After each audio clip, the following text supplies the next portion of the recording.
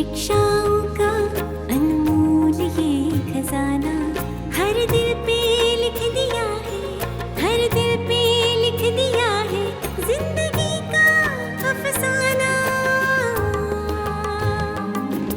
अमूल्य रतन, अमूल्य रतन, अमूल्य रतन।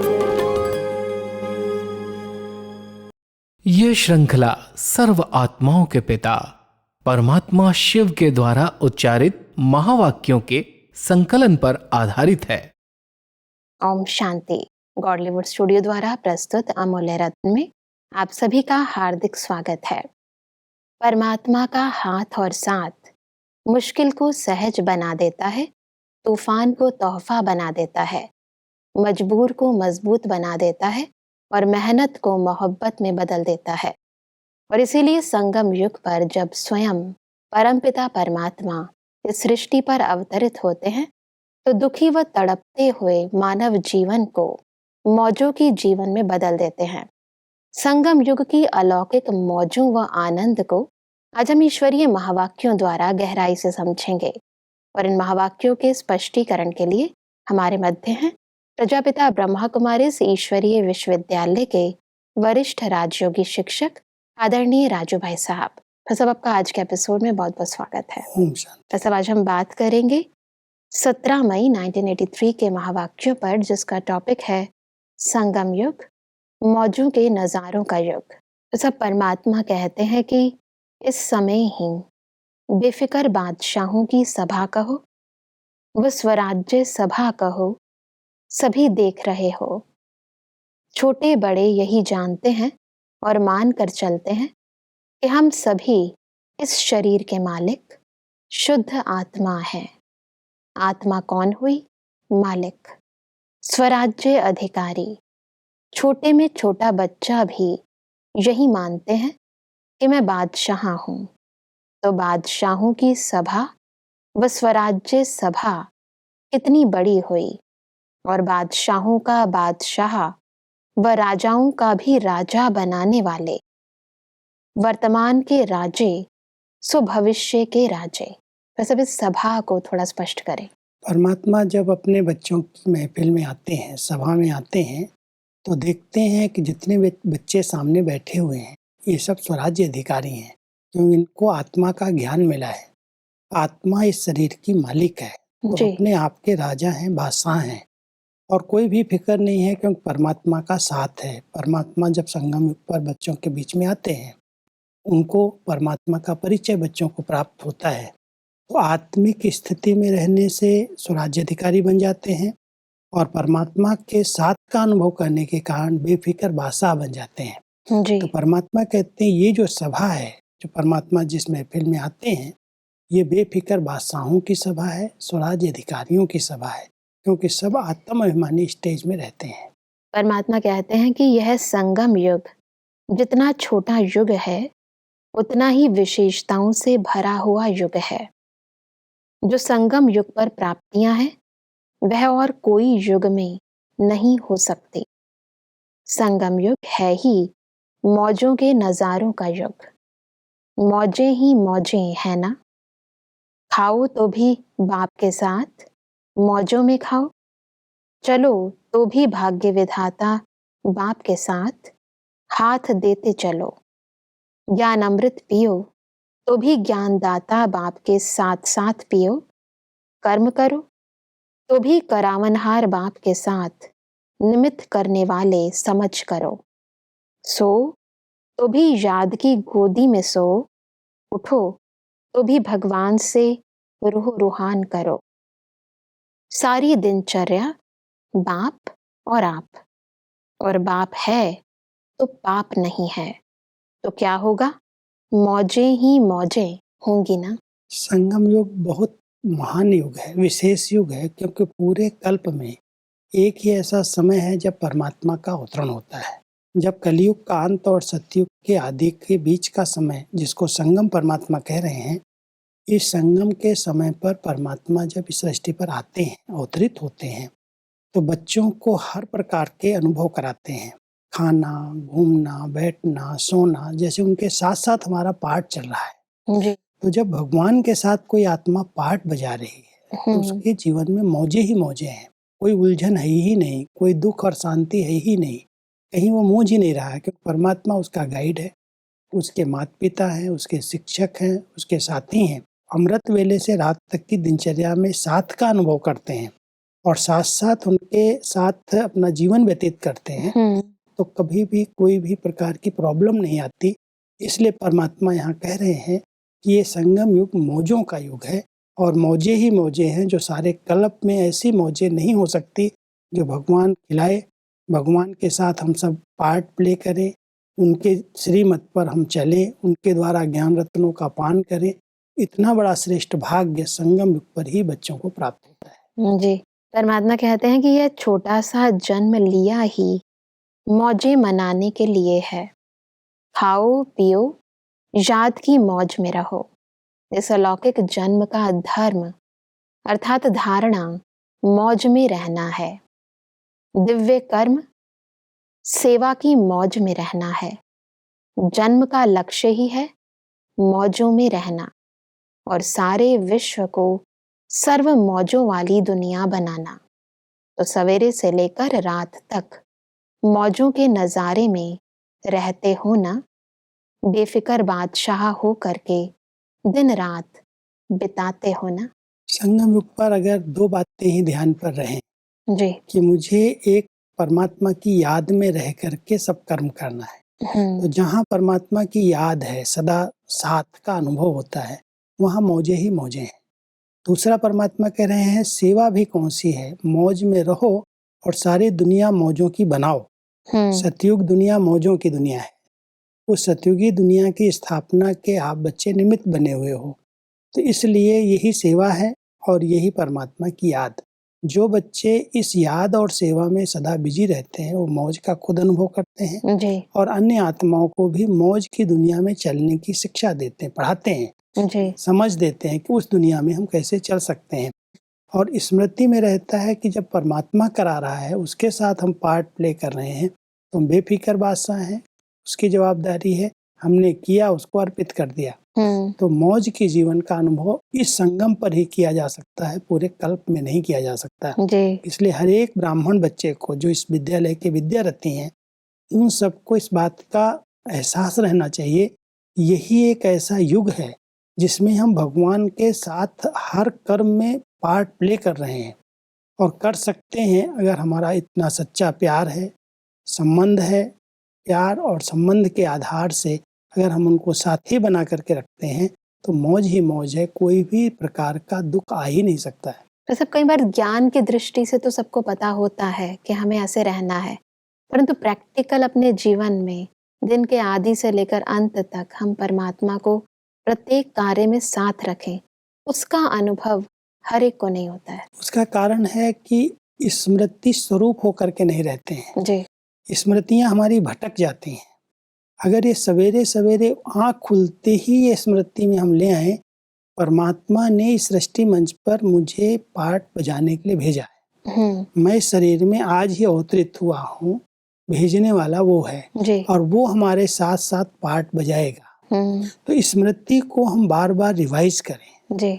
कोई न कोई अच्छा सामान लें, नशे में रहें, स्मृति स्वरूप बन करके रहें तो मौजों का अनुभव होगा। अगर विस्मृति और स्मृति का खेल चल रहा है तो थोड़ा समय मौज का अनुभव होगा, फिर मूंझ जाएंगे। इसलिए परमात्मा कहते हैं स्मृति स्वरूप बनो, किसके साथ हम संगम पर रह रहे हैं, किसका साथ मिला है, कौन वायदा कर रहा है कि बच्चे मैं तुम्हारे साथ साथ हूँ, उसको हमें रिवाइज तो करना, स्मृति में तो लाना पड़ेगा। बिल्कुल। परमात्मा आगे छोटे बच्चों से बात करते हुए कहते हैं कि सदा नारायण बनना चाहते हो तो सदा शांत योगी जीवन में रहना और रोज सुबह उठकर गुड मॉर्निंग जरूर करना। ऐसे नहीं देरी से उठो और जल्दी जल्दी तैयार होकर चले जाओ। 3 मिनट भी याद में बैठ गुड मॉर्निंग जरूर करो, बातें करो, पीछे तैयार हो। यह व्रत कभी भी भूलना नहीं। अगर गुड मॉर्निंग नहीं करेंगे तो खाना नहीं खाएंगे। खाना याद रहेगा तो पहले गुड मॉर्निंग करना याद रहेगा। गुड मॉर्निंग करके फिर खाना खाना। याद करो ज्ञान की पढ़ाई को, अच्छे गुण धारण करो, तो विश्व में आप रूहानी गुलाब बन खुशबू फैलाएंगे। बहुत अच्छी शिक्षाएं परमात्मा छोटे छोटे बच्चों को दे रहे हैं, जी। क्योंकि थोड़ी चंचलता होती है, रमणीकता होती है बच्चों में। शांत रहना, योग करना, उसके लिए उनकी बुद्धि एकाग्र हो, बैठें। लेकिन देखा यह है कि जब बाबा के बच्चे बन जाते हैं, भले छोटे हैं, उम्र में छोटे हैं, खेलने का, घूमने का, बोलने का, चंचलता करने का उनका एक स्वभाव है, आदत है। जी। लेकिन परमात्मा कहते हैं अगर व्रत ले लो, तुम बच्चे व्रत ले लो कि बिना गुड मॉर्निंग किए हुए, बिना 3 मिनट परमात्मा को याद किए हुए मैं भोजन नहीं करूँगा, मैं बाहर नहीं जाऊँगा। अगर व्रत ले लेते हैं तो उनकी वृत्तियाँ भी शुद्ध, चंचलता समाप्त कर देती हैं, और साथ साथ उनको ये रहता है कि मुझे बाबा से गुड मॉर्निंग करनी है, जी। मुझे 3 मिनट योग करके फिर उठना है बिस्तर से।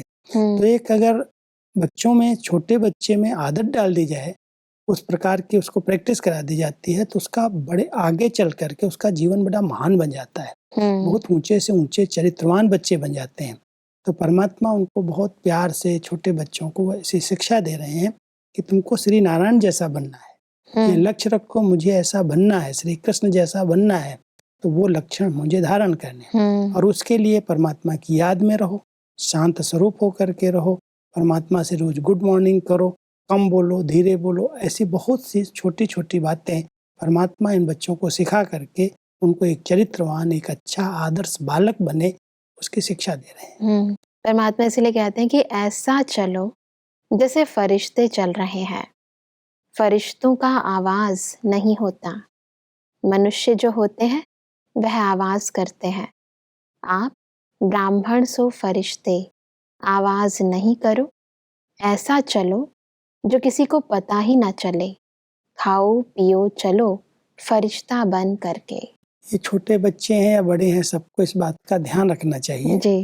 कि चलने में जो आवाज होती है, पैरों की भी आवाज, बहुत ध्यान देना चाहिए। परमात्मा कहता है चलना भी कैसे, आवाज से नहीं, पैरों को ठक ठक करके नहीं चलना है। अगर हम इस पर ध्यान देते हैं तो एक नेचुरल फरिश्ता जीवन बन जाती है। तो परमात्मा कहता है कि मानव और फरिश्ते में एक ही अंतर है। मनुष्य चलेगा तो ठक ठक करके आवाज करते हुए चलेगा, फरिश्तों की आवाज नहीं होती, वो तो उड़ते हैं, उनके पांव धरने पर ही नहीं होते। तो परमात्मा कहता है अगर लक्ष्य रखोगे, बच्चों को कह रहे हैं कि अगर लक्ष्य रखोगे तो आवाज से नहीं जाएंगे, आवाज नहीं करेंगे रास्ते में चलते फिरते, शांत होकर के ऐसे लगे तो फरिश्ता जा रहा है। ऐसी प्यार की शिक्षाएं परमात्मा अपने बच्चों को दे करके उनको एक रॉयल योगी बना रहे हैं। जी। परमात्मा कहते हैं कि सदा अपने को विश्व की सर्व आत्माओं का कल्याण करने वाली विश्व कल्याणकारी आत्मा समझो। रिवाजी साधारण कुमारियां नहीं, लेकिन श्रेष्ठ कुमारी। श्रेष्ठ कुमारी श्रेष्ठ काम करेगी ना। सबसे श्रेष्ठ ते श्रेष्ठ कार्य है बाप का परिचय दे, बाप का बनाना। दुनिया वाले भटक रहे हैं, ढूंढ रहे हैं, और तुम लोगों ने जान लिया, पा लिया। कितनी तकदीरवान, भाग्यवान हो, भगवान के बन गए। इससे बड़ा भाग्य और कुछ होता है? तो सदा भाग्यवान आत्मा हूं, इसी खुशी में रहो। यह खुशी अगर गुम हुई तो फिर कभी रोएंगे, कभी चंचलता करेंगे। सदा आपस में भी प्यार से रहो, और लौकिक माता पिता के भी कहने पर आज्ञाकारी रहो।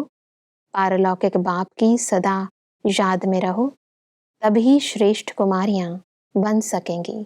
छोटे बच्चों में कुमार भी हैं, कुमारियां भी हैं।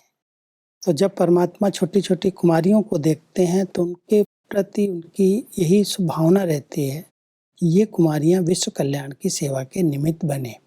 और सबसे बड़ी सेवा तो ये है कि ये परमात्मा का दूसरों को परिचय दें, संदेश दें, क्योंकि लोग ढूंढ रहे हैं भगवान को, भगवान कौन है। और छोटे छोटे बच्चे जो इतने भाग्यशाली बन गए, जो भगवान की पालना ले रहे हैं, पढ़ाई कर रहे हैं, वो अपने अनुभव से सुनाएं कि भगवान को आप ढूंढ रहे हो, वो तो हमारा पिता है, वो हमारे साथ बात करता है, हमसे मिलता है, हमको पढ़ा रहा है।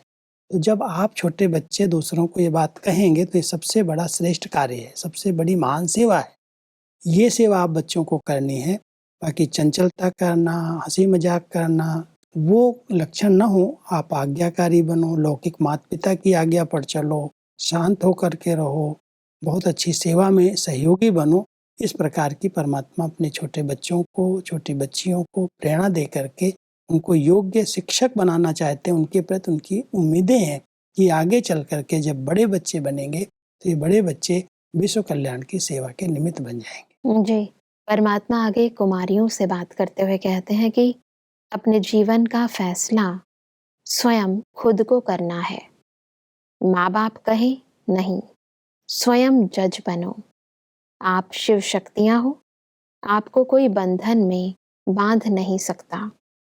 बकरियों को बंधन में बांध सकते हैं, शक्तियों को नहीं। शक्तियों की सवारी शेर पर है। शेर खुले में रहता है, बंधन में नहीं। तो सदा हम बाप की राइट हैंड हैं, यह याद रखना। परमात्मा उनको समान याद दिला रहे हैं कि आप शिव शक्ति हो, आप बकरियां नहीं हो जो बांध दिया जाए, कोई आपको बंधन में डाल दे, कोई जबरदस्ती आपकी शादी कर दे, ऐसा नहीं होगा।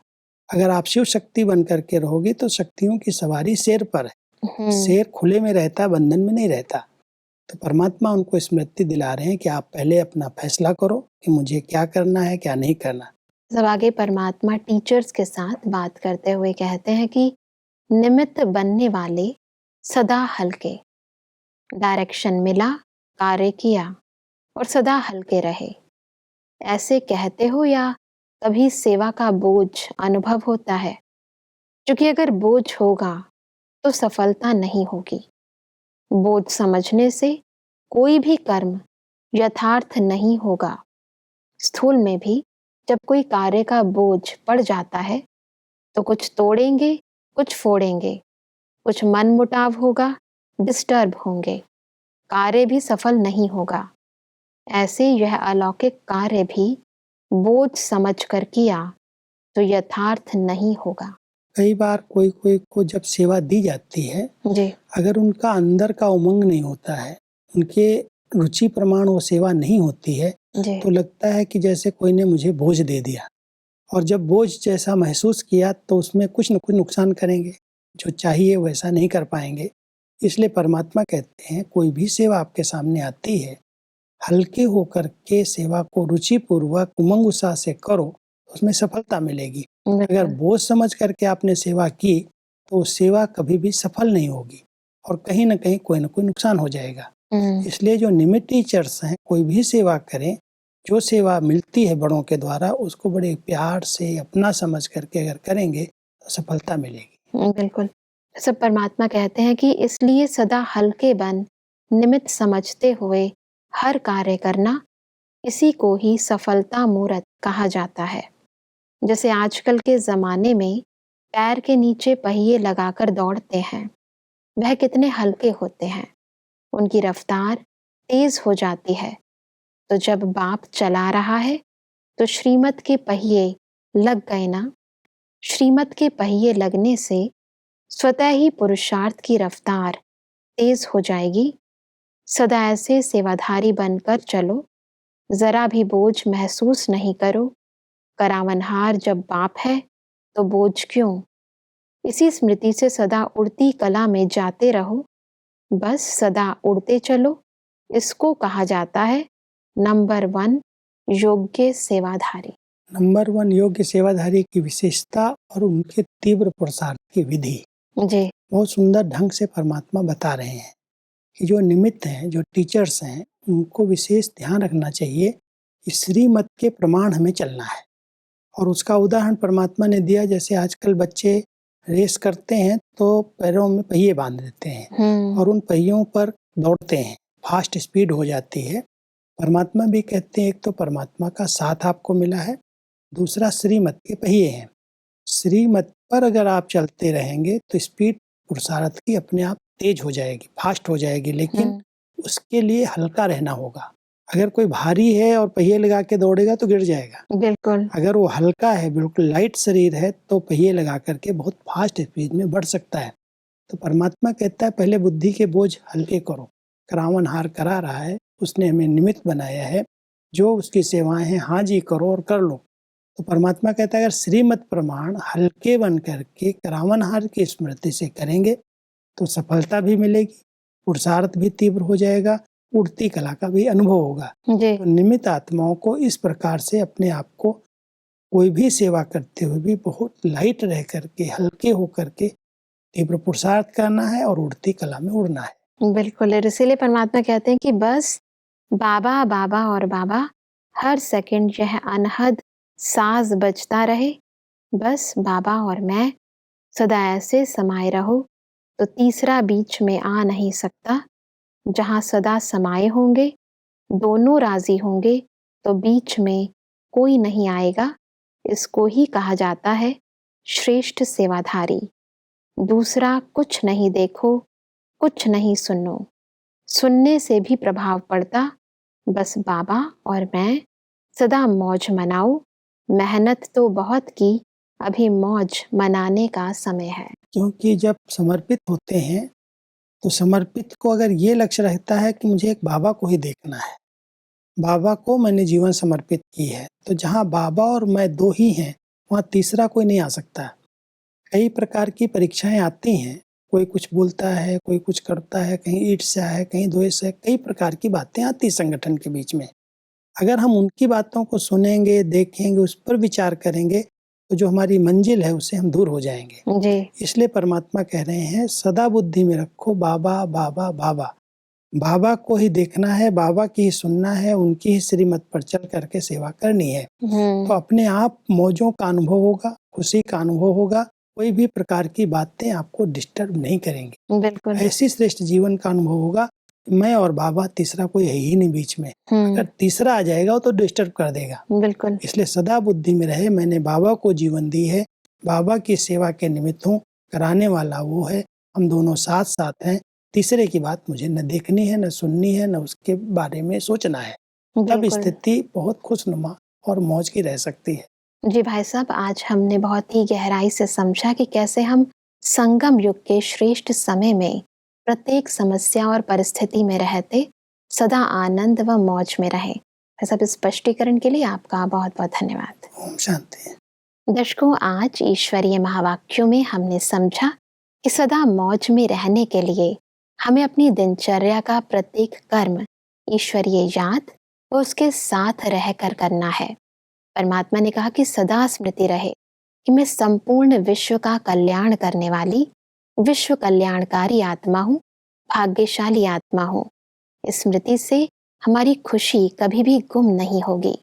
परमात्मा ने कहा कि सदा सफलता प्राप्त करने के लिए हमें प्रत्येक कर्म निमित्त समझकर व ईश्वरीय श्रीमत के अनुसार करना है। दर्शकों, आज के महावाक्यों से संबंधित यदि आपके मन में कोई प्रश्न है तो आप हमें ईमेल कर सकते हैं। हमारा ईमेल आईडी है amolyaratna@godlywoodstudio.org।